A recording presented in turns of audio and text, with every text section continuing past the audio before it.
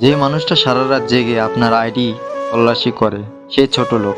যে কিনা খুঁটিয়ে খুঁটিয়ে আপনার ফ্রেন্ড লিস্ট দেখে, আপনার প্রোফাইল পিকে কে লাভ রিয়েক্ট দিল তা দেখে সে অসামাজিক। আপনার দু একটা কমেন্ট দেখে যার ভেতরটা জ্বলে যায়, অস্থির হয়ে নির্ঘুম রাত পার করে, সে মানসিক রোগে আক্রান্ত। কারো সাথে আপনার কথা বলাটা যে সহ্য করতে পারে না সে হিংসুটে। তার মনে সব সময় আপনাকে হারানোর একটা ভয় থাকে, তার বিশ্বাস নড়বড়ে। আপনার ফোনটা ব্যস্ত পেলে যার অস্থিরতা শুরু হয়ে যায়, বারবার ফোন দিতে থাকে সে খ্যাত।